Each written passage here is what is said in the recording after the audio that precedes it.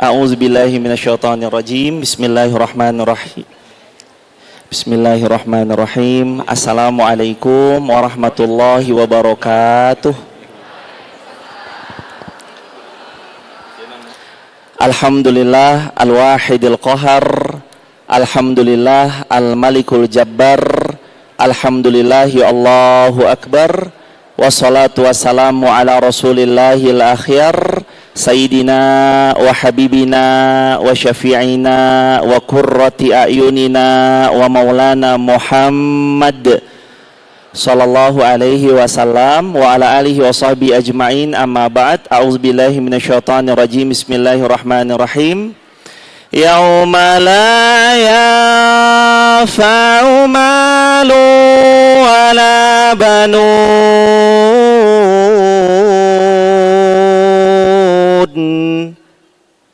illa man atallaha biqalbin salim. Allahumma arhamna bil Quran. Sehat semua jamaah? Ini wajah-wajah teduh ahli syurga semuanya. Wajah-wajah yang insya Allah dikaruniai keturunan yang salih salihah semuanya. Wajah-wajah yang keluarganya insya Allah makin sakinah mawaddah warahmah. Ada yang belum nikah, mudah-mudahan tahun ini segera menikah. Dan mudah-mudahan satu doa yang gak pernah terlewat di beragam pertemuan, mudah-mudahan kita istiqomah sampai husnul khatimah. Kedua kalinya sholawat juga bertangkaikan salam untuk manusia paling agung, manusia paling mulia, baginda Rasulullah Muhammad sallallahu alaihi wasallam. Allahumma salli wa sallim wa zid wa an'im wa karim wa barik alaih. Jamaah silakan dibuka Al-Quran surah Al-Hadid ayat 20. Surah 57 Al-Hadid ayatnya ayat ke-20. Kita mau tilawah bareng-bareng. Saya pimpin duluan, nanti kita ngaji bareng-bareng. Sudah ketemu hadirin? Al-Hadid surah 57 ayatnya ayat ke-20. Ayatnya ayat ke-20. A'udzu billahi minasyaitonir rajim. Silakan.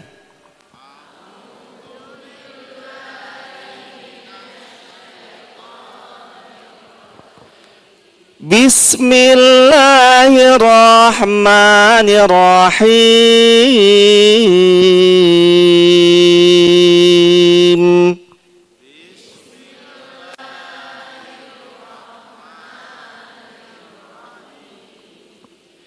I'lamu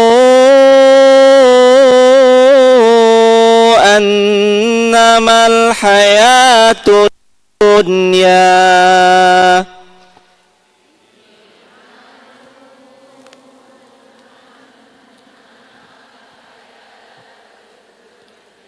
la'ibu wa lahu zinatu wa tafakhurum bainakum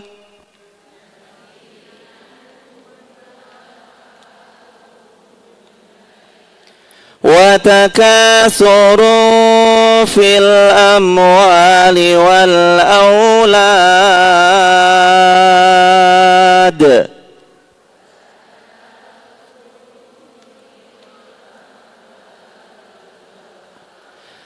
kamathali ghaisin a'jabal kuffar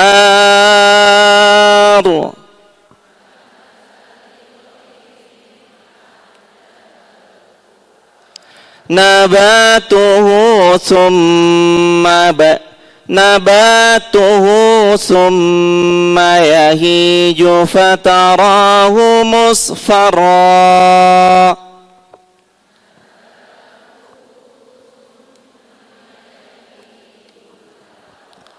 summa yakunu hutama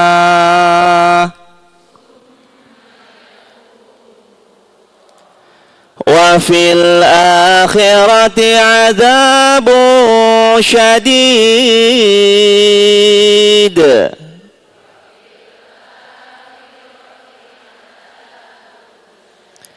Wa maghfiratum minallahi wa ridwan.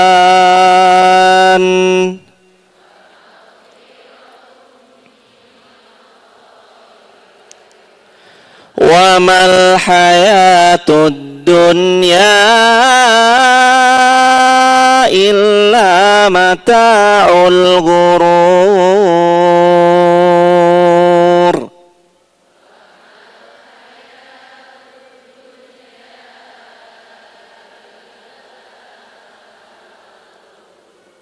Allahumma arhamna bil Quran. Dulu pernah ada seorang yang setiap hari beliau cerita tentang diri beliau sendiri, saya setiap hari tidak ada air kecuali saya pasti meminum khamr. Beliau sendiri yang cerita.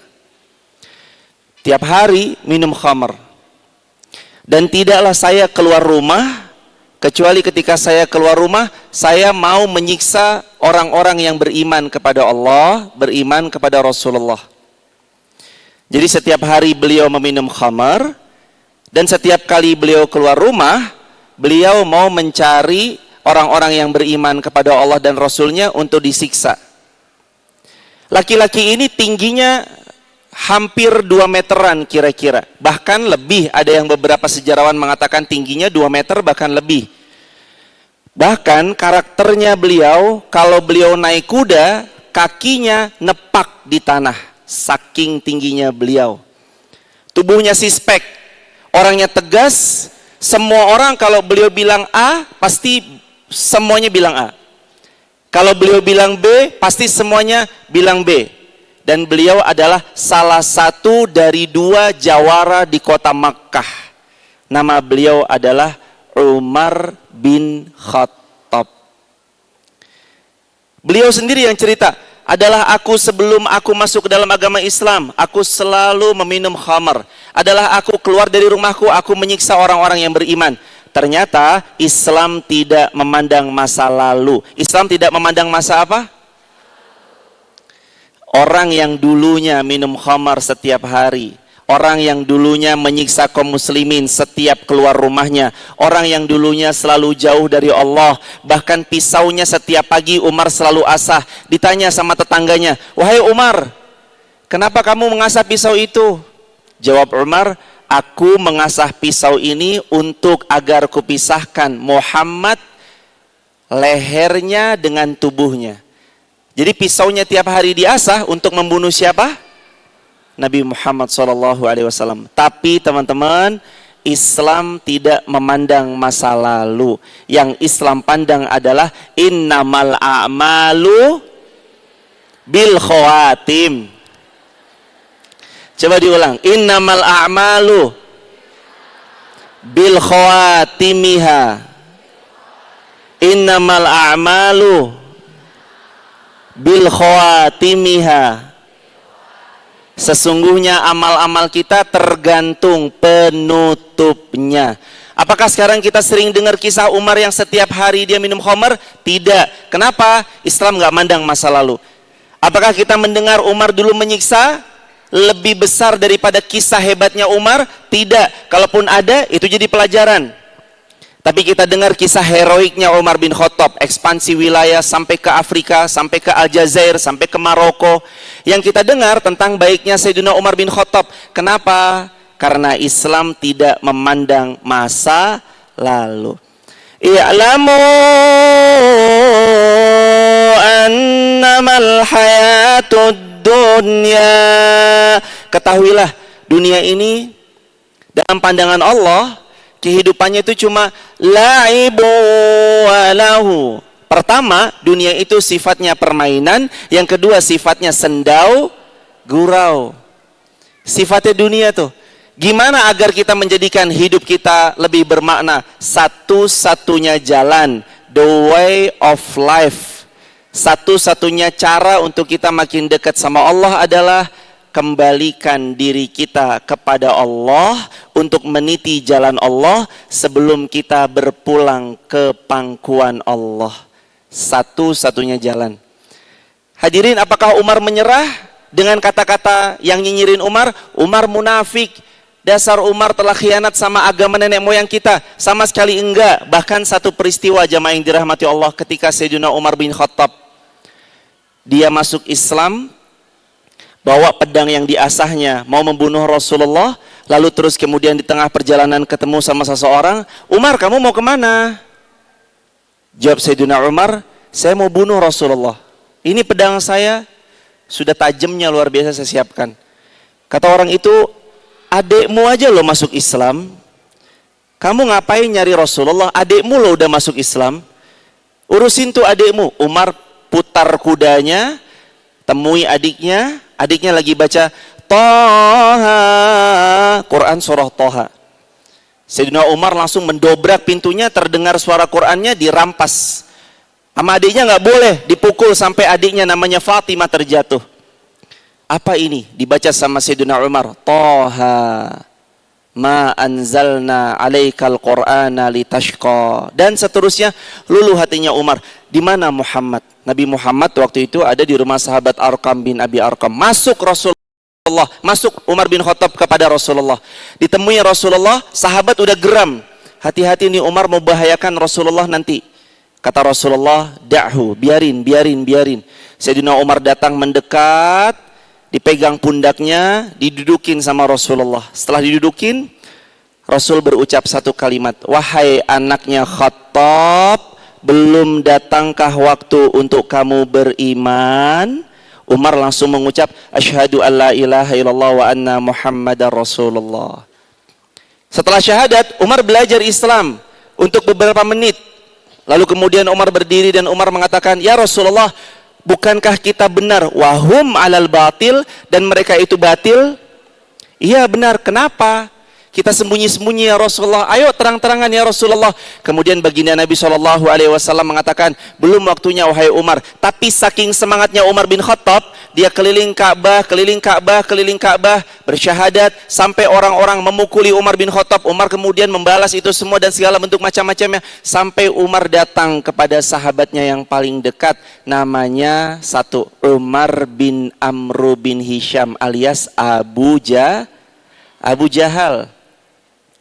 Datang Umar kepada Abu Jahal, wahai Umar bin Amr bin Hisham, ahlan wa sahlan saudaraku. Mau dipeluk sama Abu Jahal, sama Umar ditahan dadanya. Sebentar dulu, jangan peluk dulu. Kata Abu Jahal, kenapa wahai Umar? Kata Umar, kamu udah tahu informasi terbaru belum? Kamu udah tahu yang paling update belum? Kamu udah tahu info yang terbaru dari saya belum? Kalau anak sekarang mungkin membahasakannya, kamu udah lihat Instastory saya belum? Mungkin bisa kayak gitu ya jemaah. Ditanya sama Umar, tahan, tar dulu, nggak usah peluk-peluk dulu. Udah tahu belum info terbaru? Apa wahai Umar? Asyhadu an la ilaha illallah wa asyhadu anna Muhammadar Rasulullah. Abu Jahal melihat Umar bersyahadat persis depan mukanya, dibanting pintunya rumahnya Abu Jahal. Jeder, tabban laka ya Umar. Sambil dengan ucapan yang sedikit agak nadanya mohon maaf kurang baik, tabban lak artinya binasa wahai kamu Umar, mati kamu Umar, celaka kamu Umar. Tapi apakah Umar itu drop? Tidak, karena Umar tahu satu-satunya the way of life yang beliau sedang tuju adalah kebaikan, yakni kembali kepada Allah sebelum kita pulang ke pangkuan Allah. I'lamu annamal hayatud dunya la'ibu walahu. Ketahuilah teman-teman, dunia yang kita tempatin hari ini itu adalah tempatnya main, tempatnya kita sendau gurau. Maka sendau gurau sifatnya orang ada dua. Ada yang permainannya mendatangkan manfaat maslahat, ada yang permainannya melalaikan dan membuat dia lupa apa esensi tugas dia sejatinya di dunia. Makanya hidup ini harus rileks. Karena penghuni surga itu sukacita, bahagia, penuh sumringah. Maka wajah-wajah ahli surga yang ada di dunia, wajahnya harus sumringah, sukacita, penuh bahagia. Hidupnya jangan terus kemudian dia terlalu sepaneng, terlalu banyak khawatirnya. Karena penghuni surga aja senang bahagia, di dunia juga harus bahagia. Gimana Ustadz caranya saya bahagia? Cara hidup bahagia 3. Tahu bahwa kita kepunyaan Allah, hidupnya kita semata-mata untuk Allah, kembalinya nanti kita adalah kembali kepada Allah. Wa ma khalaqatul jinna wal insa illa liya'budun. Tidaklah Allah menciptakan jin, tidaklah Allah ciptakan manusia kecuali Allah ingin kita ibadah. Allah maunya kita ibadah, Allah maunya kita tunduk sama Allah, Allah maunya kita yakin seyakin-yakinnya sama Allah. Lihat Sayyidina Umar bin Khattab yang sebegitunya pernah berbuat dosa, keliru, jauh dari Allah, ingin membunuh Rasulullah SAW, tapi ternyata Allah karuniai wafatnya penuh dengan kebaikan, wafatnya penuh dengan kebahagiaan, wafatnya penuh dengan kecemerlangan. Itu sebab karena apa? Karena Allah yang memilih Sayyidina Umar, dan Sayyidina Umar memantaskan diri sebelum berpulang ke pangkuan Allah. Pertanyaan saya hadirin, hidayah itu ditunggu, datang sendiri atau dijemput? Hidayah datang sendiri atau dijemput? Dijemput. Hadirin datang ke Masjid Pusdai ini karena memang bangun-bangun kok mobil jalan sendiri, kaki jalan sendiri, atau sengaja mendatangi atau sengaja menghadiri? Sengaja menghadiri. Apa janji Rasulullah untuk orang-orang yang memilih dia menjalankan kakinya ke majelis ilmu? Kata Nabi, sesiapa yang dia memperjalankan untuk ke masjid, tidak dia inginkan kecuali 2 hal. Yang pertama mencari ilmu, kedua mengajarkan ilmu, kecuali Allah berikan padanya pahala senilai haji sempurna hajinya. Insya Allah yang ada di hadapan kami dapat pahala senilai haji semuanya biidznillah. Tapi bukan berarti habis ini pulang gak dipanggil haji marah-marah. Bu mau kemana? Bu haji. Ya enggak jemaah. Pahala senilai haji. Sayyidina Umar baru masuk ke dalam agama Islam langsung belajar sama Nabi. Enggak ada kata terlambat untuk terus belajar. Aduh saya mah belum pantas banget. Saya mah apa atuh masih berproses. Enggak apa-apa jemaah. Siapa yang bilang bahwa agama ini hanya untuk yang sudah soleh saja? Kalau agama Islam hanya untuk yang sudah soleh, seperti Sayyidina Abu Bakar, seperti Sayyidina Utsman, secerdas Sayyidina Ali, nggak ada kesempatan untuk Umar bin Khattab. Tapi 4 manusia terbaik sesudah Nabi, Sayyidina Abu Bakar, Sayyidina Umar, Sayyidina Utsman, Sayyidina Ali. Kalau Abu Bakar kita nggak meragukan karena halim, orangnya lembut banget. Sayyidina Utsman kita nggak meragukan, sedekahnya miliaran bahkan triliunan. Sayyidina Ali bin Abi Thalib kita nggak ragukan karena cerdasnya luar biasa. Bahkan dikatakan dalam satu pujian, Sayyidina Ali bin Abi Thalib itu gerbangnya ilmu. Kalau kamu mau tahu lautan ilmu, Ali bin Abi Thalib, samudranya ilmu. Udah dipuji gerbangnya ilmu, dipuji lagi samudranya ilmu yang luas luar biasa.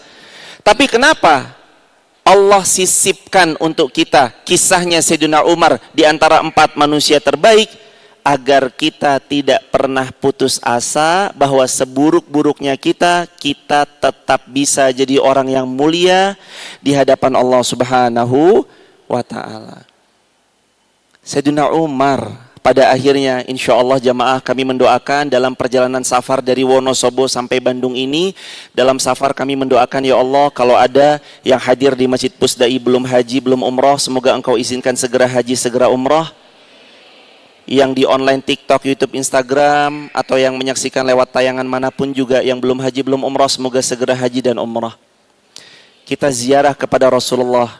Di sebelah pembaringannya Rasul ada 2 manusia yang mulia luar biasa. Pertama Sayyidina Abu Bakar, satunya lagi adalah Sayyidina Umar bin Khattab. Seolah Allah nitip pesan, ini manusia yang mulia. Di sebelahnya manusia yang memang mulia, as-siddiq, orang yang dapat dipercaya, yang paling jujur, yang paling membenarkan perkataan Nabi di saat manusia lain membantah perkataan Nabi. Tapi di sebelahnya adalah ada seseorang yang dulunya pernah berbuat dosa, tapi sekarang menjadi orang yang paling mulia kedudukannya di sisi Allah, yakni Sayyidina Umar bin Khattab. The way of life, satu-satunya cara kita hidup agar menjadikan hidup kita lebih bermakna, antara lain adalah segera kembalikan diri kita kepada Allah sebelum kita berpulang ke pangkuan Allah. Nomor 2, harus tahu jamaah bahwa tidak ada di antara kita kecuali dia harus baca lanjutan ayatnya. Wa tafakhurum bainakum wa takasuru fil amwali wal aulad. Allah berfirman dalam ayat ini, dan ketahuilah dalam hidup kalian itu saling berbangga, saling berlomba, saling melihatkan atau menampakkan perhiasan-perhiasan yang kalian punyai. Maka gimana cara hidup kita supaya lebih bermakna? Gimana caranya hidup kita supaya bisa lebih berwarna? Gimana caranya hidup kita tuh supaya lebih hidup dari kehidupan kita yang sebelumnya? Kalau dikatakan dalam ayat ini, ada beberapa aspek yang teman-teman baca. Wazinatu wa tafakhurum bainakum wa takasuru fil amwali wal aulad. Dunia itu isinya perhiasan, dunia itu isinya berbangga, dunia itu isinya berlomba dalam kekayaan dan banyak-banyakan anak dan keturunan. Terus apa hubungannya supaya menjadikan hidup kita lebih bermakna? Maknanya Allah seperti menekankan, kalau yang pertama kembalikan semuanya untukku wahai hambaku. Yang kedua, supaya hidup kita lebih bermakna itu tunggangi semua yang Allah titipkan padamu untuk menolong agama Allah. Teman-teman punya kendaraan, pakai untuk ngaji. Motor, mobil, angkot, transportasi, pakai semuanya untuk nolong agama Allah. Jangan sampai mobil keterangannya mobil, pakai jalan-jalan kemana? Mall. Keterangannya apa lagi? Mall. Keterangannya apa lagi? Mall. Semua keterangannya mall, mall, mall, mall, mall, mall, mall. Ada tempat rekreasi. Sampai-sampai ditanya, wahai malaikat, coba lihat lagi hambaku. Adakah di antara dia yang memakai mobilnya untuk ke masjid? Ada ya Allah. Apa keterangannya? Disolatkan. Jadi saat pertama mobil itu masuk masjid, itu adalah saat pertama dan terakhir dia menghantar pemiliknya, yakni ketika disolatkan. Untuk teman-teman yang laki-laki, kita semua pasti pergi ke masjid. Cuman pertanyaannya, ada yang berangkat sendiri ke masjid atau yang ada berangkatnya dipikul sama orang lain? Pilih. Mau berangkat sendiri atau dipikul orang lain, silakan dipilih. Kalau berangkat sendiri, alhamdulillah. Kalau dipikul orang lain, sholatnya bukan di belakang imam, tapi sholatnya di depan imam. Maka ada kalimat, sholatlah di belakang imam sebelum kita disolatkan di depan imam. Allahu Akbar, Allahu Akbar. Kalau ada suara azan terdengar berkumandang, bergegas penuhi panggilan Allah. Jangan jadi yang malah menunda-nunda, seolah kita nggak butuh sama Allah, seolah kita mengabaikan Allah, seolah kita kayak bilang tanggung dan tanggung dan tanggung ya Allah. Bos manggil, ketika bos nelpon pegawainya, Assalamualaikum, tolong bisa datang sekarang ya? Siap Pak, sekarang saya menuju ruangan. Begitu Allah yang ngasih nafas gratis, mata kita melihat gratis, lisan kita bicara gratis, kaki kita melangkah gratis. Itu semuanya kenapa nggak terus kemudian kita patuhi semua seruan-seruan Allah? Makanya teman-teman, poin yang kedua, cara menjadikan hidup kita lebih bermakna adalah pakai dan tunggangi semua untuk menolong agama Allah. Waktu itu Sayyidina Umar punya unta, bagus sekali untanya. Beliau juga punya kuda, kudanya bagus sekali. Termasuk di antara kuda terbaik yang dimiliki kaum muslimin waktu itu adalah kudanya Rasulullah, kudanya Utsman, kudanya Umar. Itu kuda-kuda terbaik.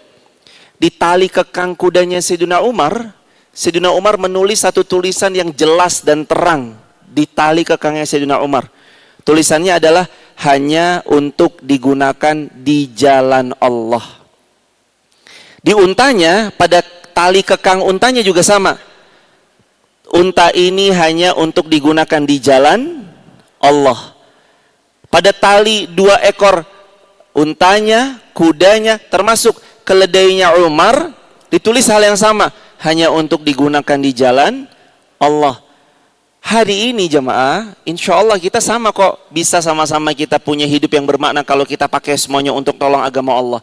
Handphone, bisa nggak kiranya handphone kita dipakai untuk nolong agama Allah? Sangat bisa. Caranya, update status yang baik. Hari ini orang datang, kalau bisa, bukan hanya untuk kebutuhan roh, tapi juga kalau bisa, sekaligus untuk amal jariah. Apa amal jariahnya? Story aja. Upload jemaah. Nanti kalau ada yang komen, ya lagi ngaji di upload, ria. Kalau ada yang komen ria, nggak apa-apa jemaah. Selama niat kita karena Allah, kita ikhlaskan karena Allah, kita lepas postingan itu juga karena Allah, dan kita unggah semata-mata karena Allah, nggak ada pikiran mau manusia suka, alhamdulillah, nggak suka juga nggak ada masalah.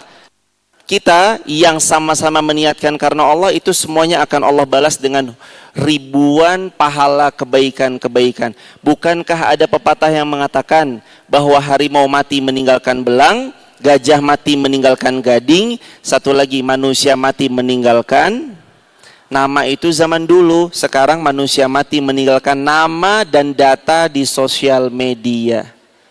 Betul atau betul? Kita ninggalin nama dan data nanti hadirin. I'lamu annamal hayatud dunya laibu wa lahu. Dunia ini permainan, sendau gurau. Oke? Wa zinatu wa tafakhurum bainakum bil amwali wal وَتَفَاخُرٌ بَيْنَكُمْ وَتَكَاثُرٌ فِي الْأَمْوَالِ وَالْأَوْلَادِ. Kamu berbangga-bangga. Soalan apa? Harta. Boleh nggak sih sebenarnya Islam itu kaya? Boleh. Di antara sahabat Nabi, 10 orang yang dijamin masuk surga, ternyata 3 orangnya bukan miliarder, tapi bahkan triliuner. Sayyidina Utsman itu triliuner. Sayyidina Zubair bin Awam itu triliuner.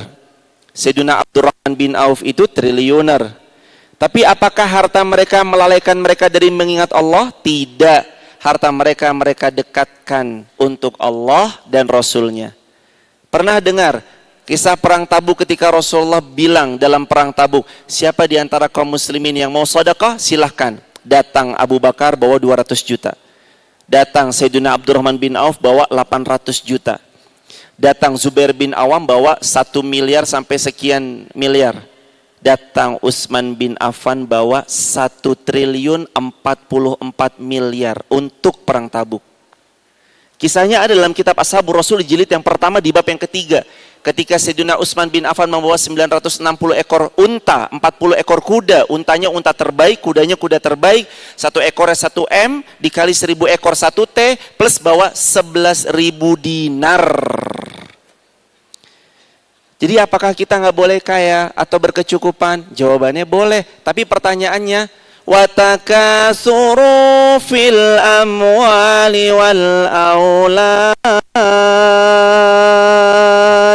Hartamu kamu bawa kemana? Watakasuru fil amwali wal aulad. Hartamu kamu bawa kemana? Watakasuru fil amwali wal aulad. Kalau cuma main takasur fil amwal, banyak-banyakan harta untuk sombong.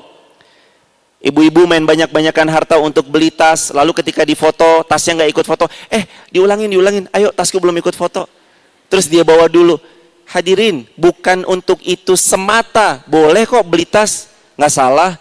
Boleh kok beli jam, nggak salah. Boleh kok beli apapun pernak-pernik aksesoris dunia yang itu membuatnya terasa pantas.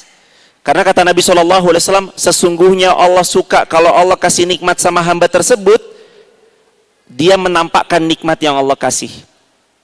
Tapi ya sembodo kalau kata orang Jawa. Sembodo itu artinya tapi yang sebanding.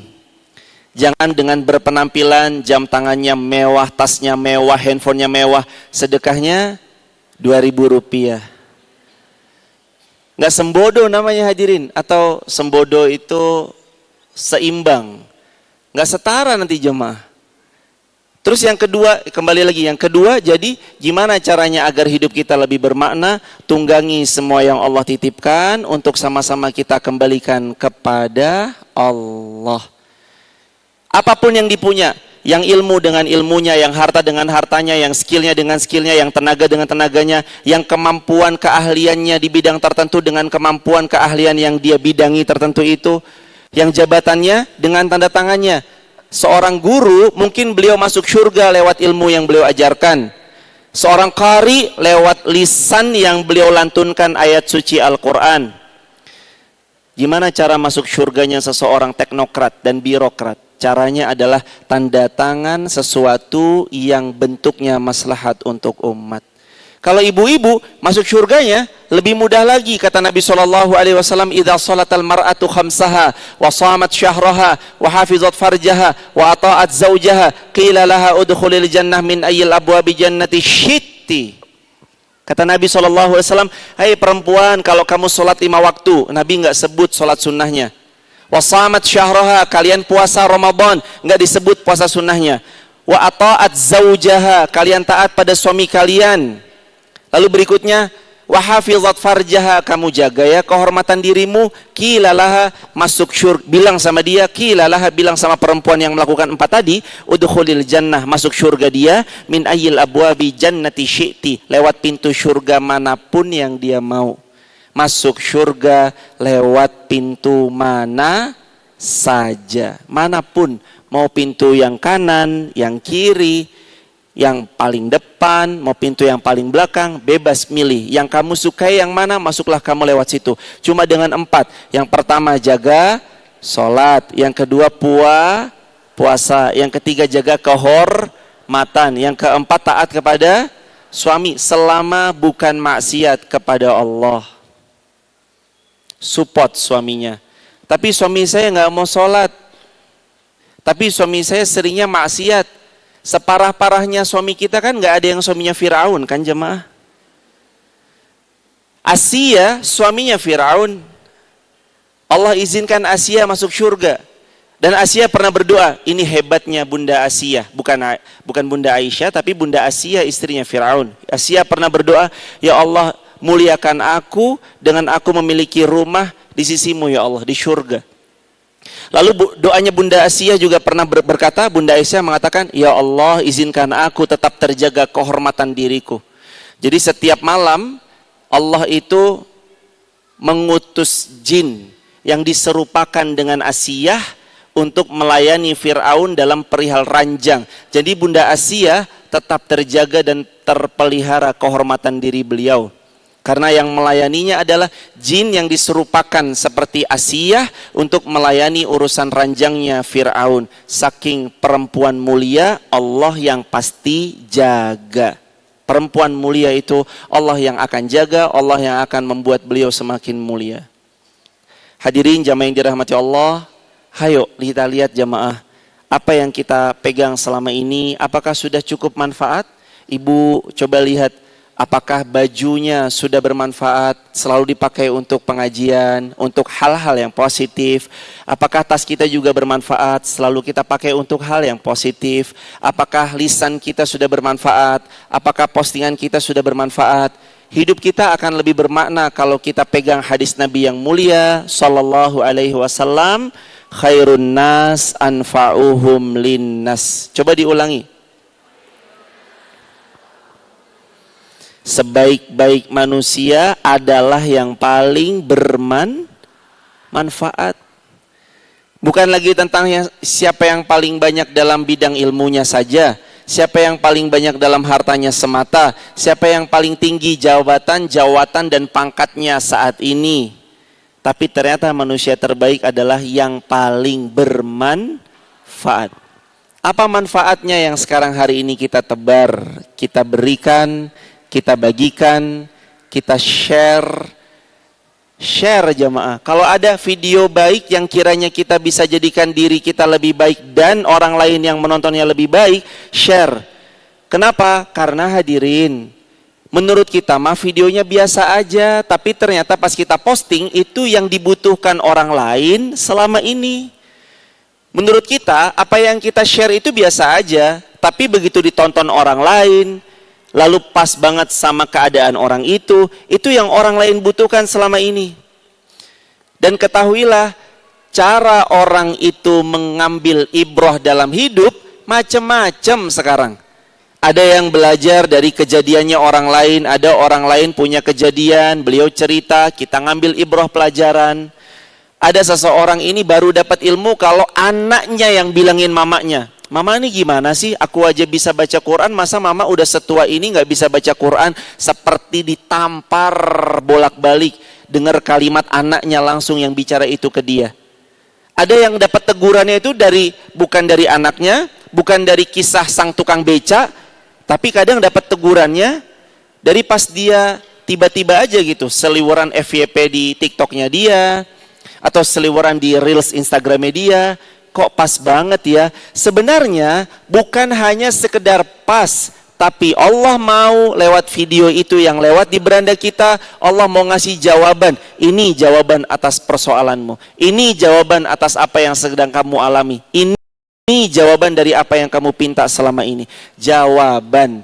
Apakah itu lewat secara tiba-tiba? Enggak. Kitanya mau nonton yang lain tiba-tiba kok lewat. Kita mau ngelihat yang lain tiba-tiba kok lewat. Kita mau ngelihatnya channel yang lain tiba-tiba kok itu muncul di beranda. Itu cara Allah jamaah. Cara Allah membuat hati seorang hamba untuk segera kembali kepadanya. Maka gimana cara hidup lebih bermakna? Yang pertama, kembali kepada Allah. Yang kedua, tunggangi apa yang dipunya untuk menolong agama Allah. Coba buka Quran surah Muhammad ayat yang ke-7. Kita baca bareng-bareng surah 47 Muhammad, ayatnya ayat yang ke-7. A'udzu billahi minasy syaithanir rajim. Silakan.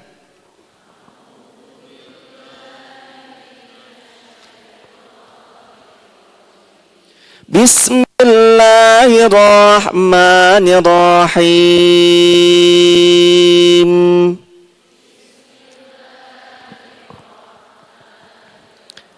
Ya ayyuhalladzina amanu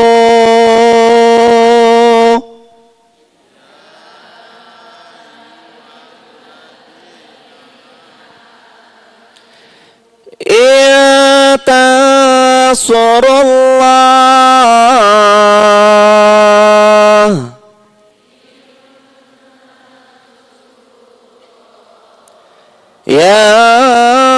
yansurkum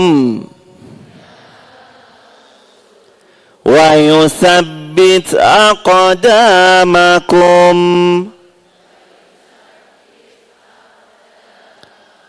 walladzina kafaru fata'sal lahum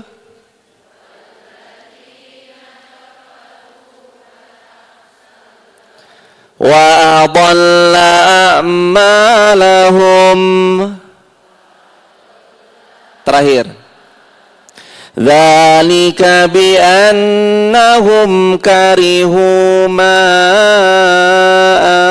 anzalallah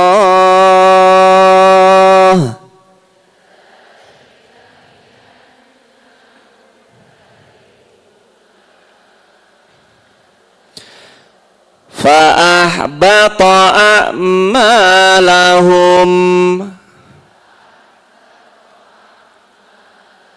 Wahai orang beriman, intan surullah, coba kamu keluarkan apapun untuk menolong agama Allah. Apakah berarti Allah butuh pertolongan? Sama sekali enggak.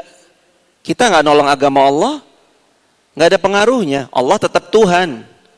kita nggak membersamai nolong agama Allah, nggak ada pengaruhnya. Allah tetap diakui sebagai Rabb.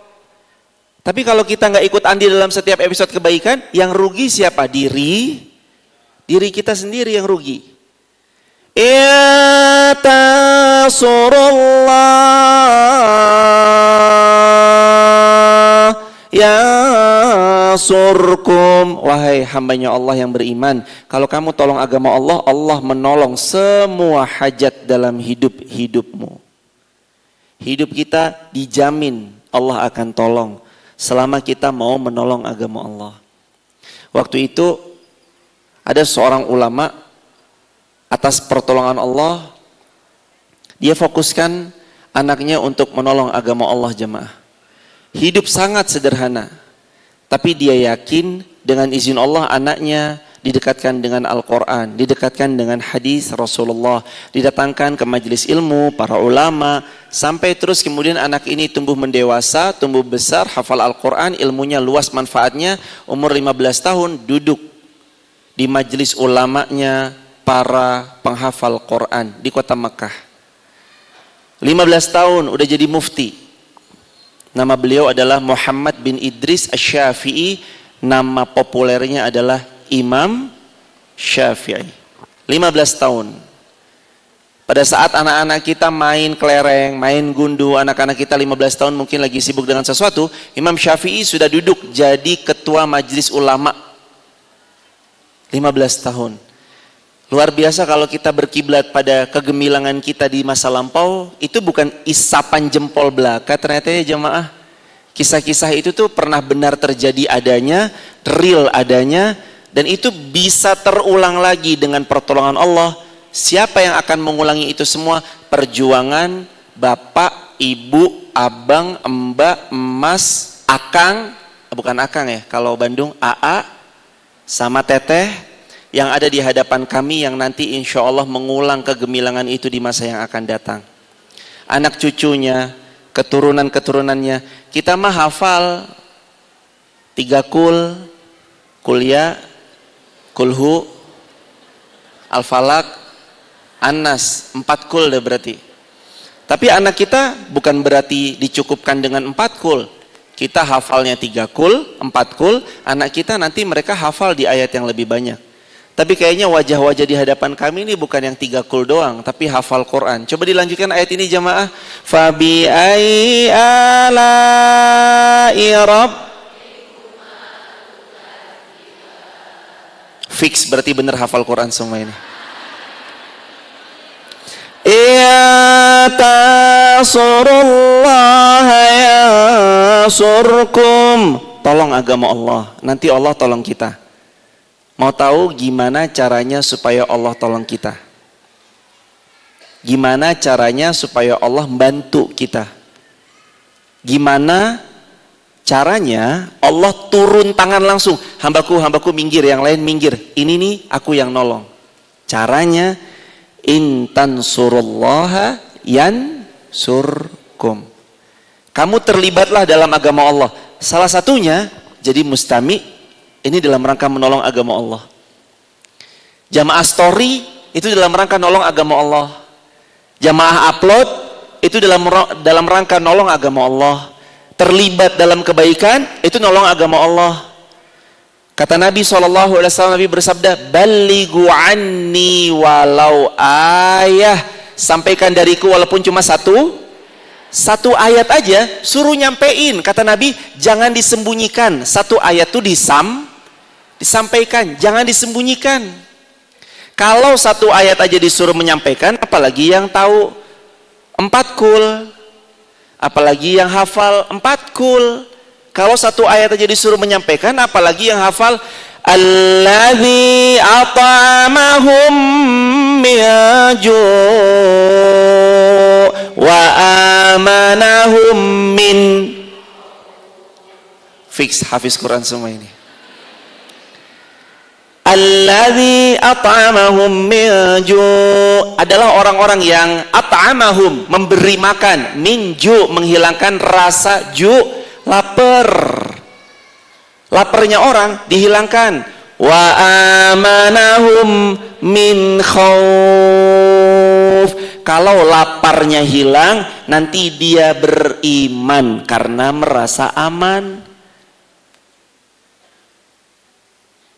Logika tanpa logistik nggak jalan jemaah. Jalan iringan itu. Logistiknya jalan, logikanya jalan, amannya ada. At'amahum. Makanya Quran mah sempurna. Kita hafal, kita sering lewat baca ayat itu. Walaupun dalam sholat kayaknya kita punya banyak hafalan dan lagi di murojaah. Kalau sholat tapi nanti mentok-mentoknya ya Allahu Akbar waladdallin amin alif lam mim dzalikal kitabu la raiba fihi hudal lil muttaqin alladzina kul huwallahu ahad. Alhamdulillah. Emang itu udah kata kunci deh jemaah. Atau dari Al-Baqarah lanjut alladzi at'amahu min ju', itu gimana ceritanya? Hadirin jemaah yang dirahmati Allah, coba dengarkan baik-baik. Hidup kita akan lebih bermakna kalau kita terlibat dalam kebaikan. Libatkan diri. Hadirin, kenapa puasa Ramadan? Kalau ada pertanyaan, mohon izin ya jemaah. Kalau ada, oh begitu ya bunda. Kalau ada pertanyaan, puasa sunnah sama puasa Ramadan, sekali lagi ya saya nanya, puasa sunnah sama puasa Ramadan, lebih enak dijalanin puasa sunnah atau puasa Ramadan? Waktunya lebih lama puasa sunnah atau lebih lama dan panjang puasa Ramadan?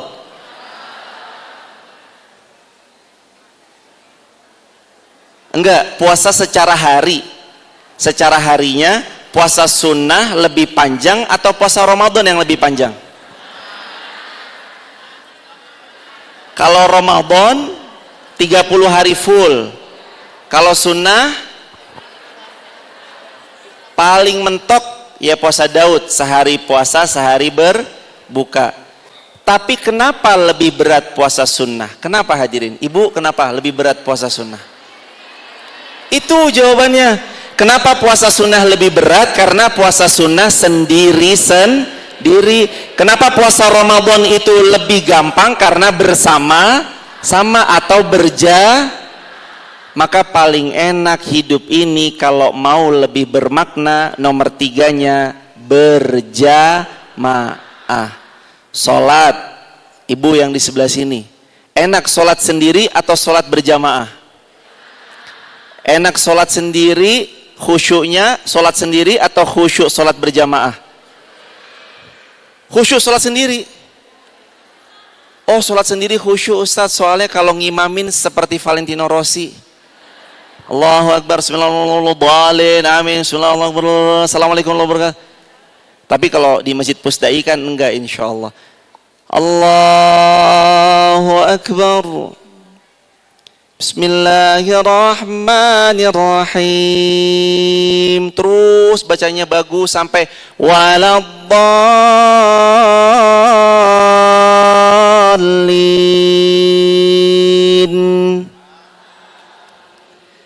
Yasin.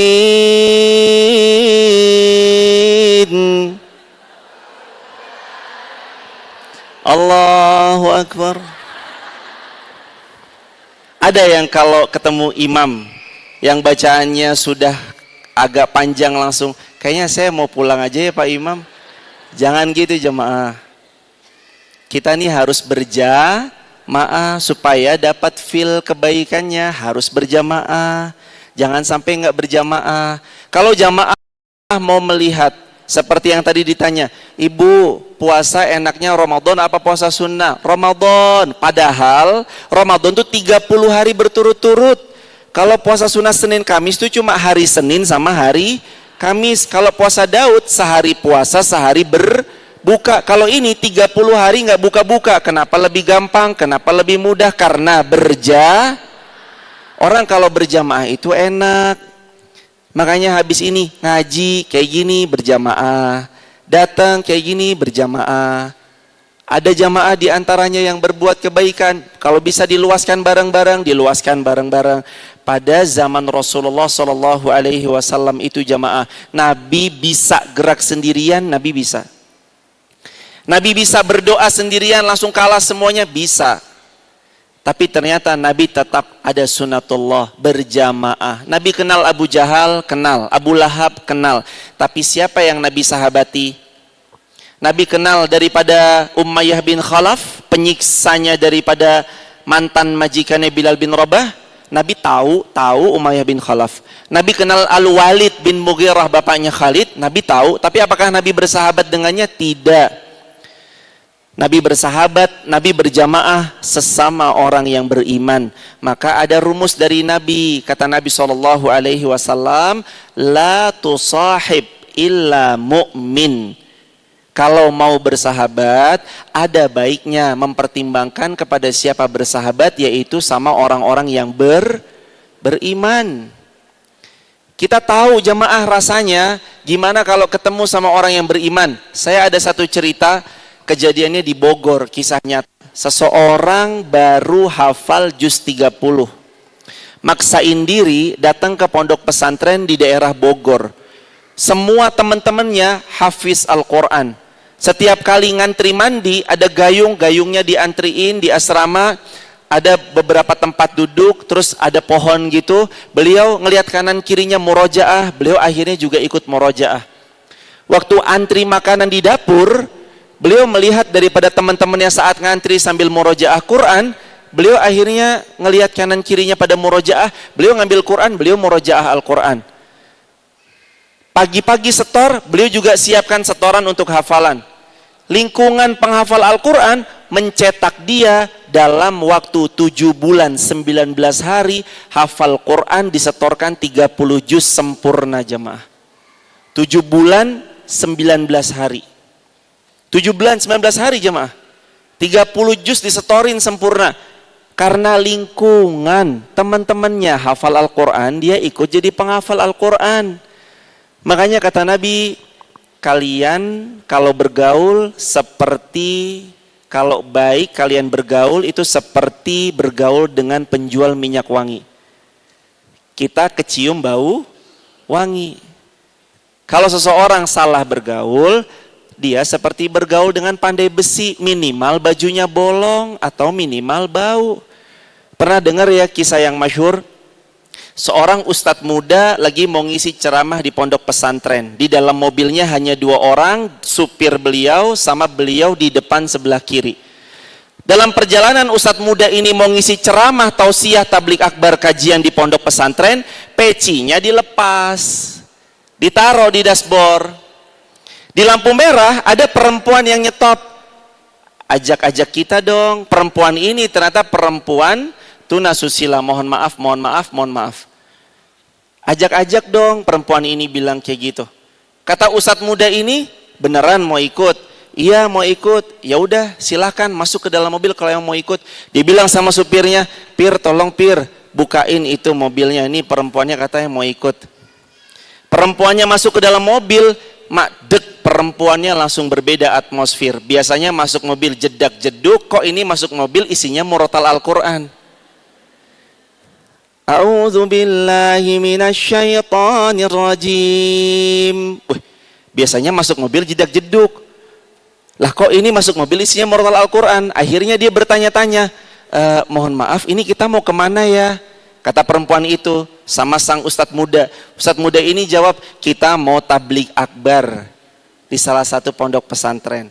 Aduh kalau gitu saya berhentiin di depan aja, saya turun aja di sini. Kata ustadznya, katanya tadi mau ikut.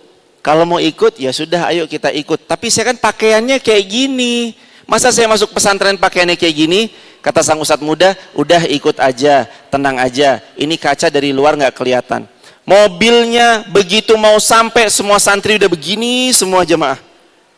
Begitu mobilnya sampai, ustadz ini turun, disalamin santri-santri semuanya. Ustadznya bilang, ada santriwati? Ada. Tolong ambilkan baju, itu ada bunyai di dalam lupa bawa baju. Santrinya ngambilin baju yang syar'i, baju muslimah, dikasih sama perempuan itu. Supirnya kemudian memposisikan ini mobilnya di tempat yang lebih aman dari penglihatan, supirnya turun, perempuan itu terus kemudian mengenakan pakaian itu di dalam mobil. Terus mobil itu datang lagi ke pondok. Setelah datang mobil itu tahu santri putri bahwa ini mobilnya ustadz yang tadi. Begitu turun, perempuan yang tadi diciumi, disalimkan tangannya satu persatu sama santriwati. Assalamualaikum Bu Nyai, Assalamualaikum Bu Nyai, Assalamualaikum Bu Nyai. Dredeg hatinya jamaah. Ya Allah, saya ini tahu saya siapa, tapi kok sampai tempat ini saya dimuliakan, tangan saya diciumi ya Allah. Maafkan hambamu ya Allah yang sering lalai, yang selama ini jauh darimu ya Allah, maafkan kami ya Allah.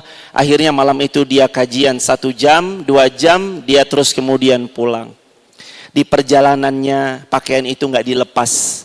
Lalu perempuan ini bilang sama ustadz muda, kiai muda itu, Kiai, Ustadz, terima kasih. Mulai malam ini saya berazam, saya mau bertaubat, saya mau berhijrah.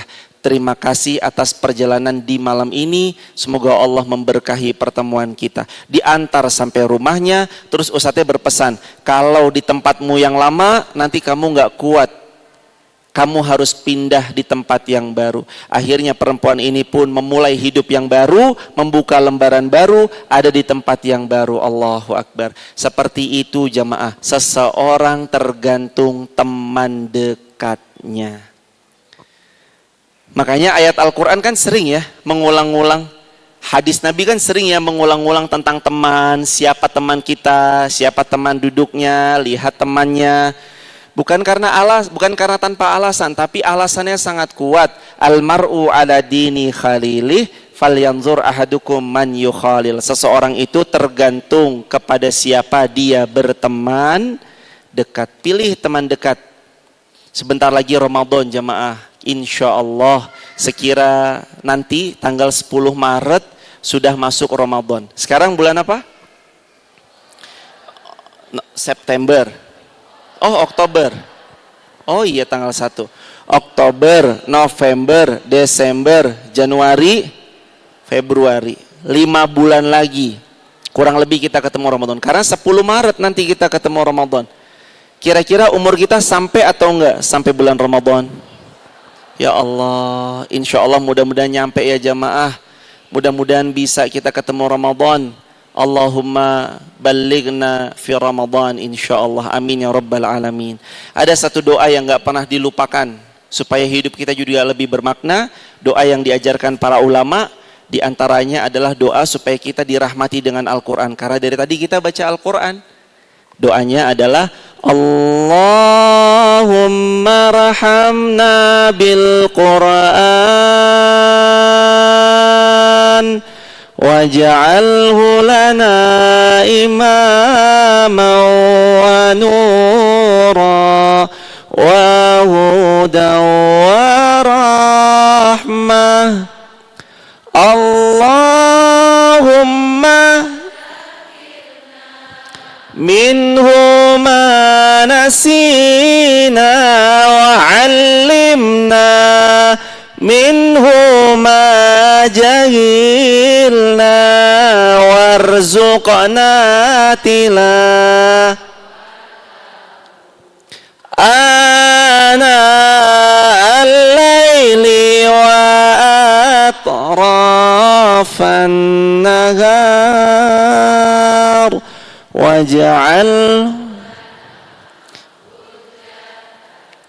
ya rabbal alamin. Kapan terakhir kali jamaah dengar kita membaca doa yang tadi? 20 tahun lalu? Mungkin ada di antara kita yang terakhir kali mendengar tuh 20 tahun lalu, waktu kita ngaji pakai obor, datang ke surau ke rumah kiai-kiai. Aduh jangan gitu Ustadz, ketahuan umurnya. Enggak, di hadapan saya ini kayaknya 17 tahun semua. 17 tahun plus. Hadirin, rasa itu tuh hadirin lagi gitu jemaah. Di hati tuh kadang kita emang harus ingat-ingat masa lalu kita yang soleh tuh ya jangan sampai kita lupain. Dulu yang mantan alumni pondok pesantren, ya Allah enak banget di pondok dulu. Sebelum azan udah di masjid. Pagi bangun sholat tahajud. Terus kemana kesolihan itu? Saya bukan pondok Ustadz, tapi kan kita alumni pondok yang sama. Pondoknya namanya Pondok Ramadan. Waktu Ramadan giat banget. Hari pertama nggak ada rasa-rasanya orang ketemu Ramadan pertama kok nggak baca Al-Quran. Nggak ada rasa-rasanya ketemu tanggal 1 Ramadan excited. Masjid-masjid semuanya pada penuh. Ramadan itu hari pertama untuk sholat tarawih perdana, masjid biasanya penuh sampai parkiran, bludak. Nanti tanggal ke-22, 24, puncaknya 29 Ramadan, yang sholat makin maju. Apanya yang maju? Ditanya, yang lain pada kemana? Buat kue nastar. Yang lain fitting baju lebaran. Ibu boleh nih habis ini siapin. Besok jam berapa ya? Saya mau buka puasa. Hati-hati. Boleh buka puasa. Tapi kalau dari hari pertama sampai hari ke-29 isinya buka puasa terus, takut-takut nanti kita kebablasan ngobrolnya. Kan kalau kita udah ketemu sama teman lama nggak bisa ngomong 1 menit, 2 menit. Minimal ketemu teman SD, udah di mana sekarang? 20 tahun nggak ketemu, masa iya ngobrol cuma 10 menit? Minimal 1 jam. Dan kalau sudah 1 jam nggak enak, kadang mau nyudahin ngomong, padahal udah panggilan azan. Makanya kita mau hidup kita lebih bermakna nggak bisa kalau 3 tadi nggak kepegang jamaah. 1, berbuatlah karena Allah. 2, tunggangi semua untuk menolong agama Allah. 3, ada yang jadi karpet, ada yang jadi lampu, ada yang jadi tiang, ada yang jadi marmer, ada yang jadi atap, ada yang jadi mikrofon, ada yang jadi soundman, ada yang jadi kabelnya, ada yang jadi macam-macam. Kita semua dengan potensi kita masing-masing semuanya untuk menolong agama Allah, membersamai agama Allah, berjuang dalam kebaikan. Tidak ada satupun waktu terbaik untuk berbuat baik kecuali sekarang. Diulangi ya jamaah, tidak ada satupun waktu terbaik untuk berbuat baik kecuali sekarang. Biarin orang mau bicara apa tentang kita, selama yang kita cari ridhonya Allah, jalan terus. Kalau memang beliau memberi masukan, perbaiki. Memberi arahan, ayo kita berikan arahan yang lebih baik supaya hidup kita juga lebih terarah. Tapi kalau nadanya nada sumbang, bicaranya agak kurang baik, maka Allah beritahu sama kita. Apa Allah beritahu? Quran, daripada Al-Quran surah Al-Muzammil ayat yang ke-10. Al-Muzammil ayat yang ke-10 Allah berfirman, wasbir ala ma yakuluna wahjurhum hajaran jamila. Wasbir, sabar, ala ma yakuluna, sama orang-orang yang sering bicara serampangan tentang Anda. Wahjurhum, dan jangan pedulikan. Hajaran jamila, tetap dengan cara yang baik. Mulai hari ini berazamlah jamaah, kita bertemu bukan hanya dalam satu pertemuan, tapi kita mudah-mudahan terus meminta, memohon kepada Allah. Kita jumpa di dunia sebagaimana Allah kumpulkan kita seperti di dunia, mudah-mudahan Allah kumpulkan lagi seperti ini nanti kita di surganya Allah. Amin ya rabbal alamin. 3 hal tadi membuat hidup kita lebih bermakna insya Allah, lebih barokah insya Allah. Dan habis ini kita berdoa bersama-sama, semoga Allah karuniai kemaslahatan untuk diri kita, keluarga kita, dan orang-orang yang kita cintai, kita sayangi, dan seluruh kaum muslimin.